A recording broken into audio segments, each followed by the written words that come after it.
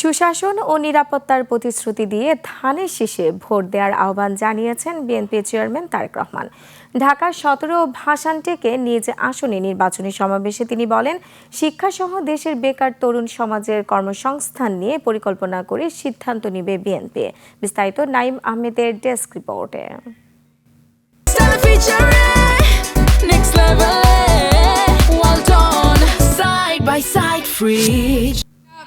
নিজ আসন ঢাকা 17 ভাসানটেকে নির্বাচনী সমাবেশে যোগ দেন বিএনপি চেয়ারম্যান তারেক রহমান।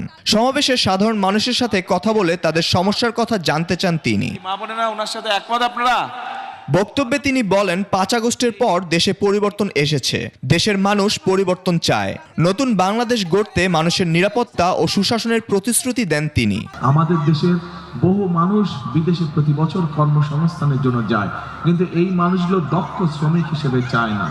আমরা চাই বাংলাদেশের লক্ষ লক্ষ যে তরুণ সমাজের সদস্য আছে, নারী হোক পুরুষ হোক, তাদেরকে বিভিন্ন রকম ট্রেনিং দিব, তাদের পড়ালেখা শেষ হোক বা শেষ হওয়ার আগে, যাতে দেশের ভিতরেই ব্যবসা বাণিজ্য হোক অথবা দেশের বাইরে হোক, তারা যাতে কর্মসংস্থানের ব্যবস্থা করতে পারে, যাতে স্বাবলম্বী হয়ে দাঁড়াতে পারে।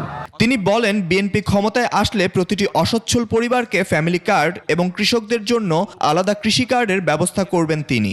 বাংলাদেশের কৃষকদের আমরা একটি কৃষি কার্ড দিতে চাই, যেটার মাধ্যমে তারা সহজে কৃষি ঋণ পাবে, কৃষি ইন্স্যুরেন্স থাকবে, কৃষির বিভিন্ন সার বীজ বিভিন্ন বিষয় তারা পাবে।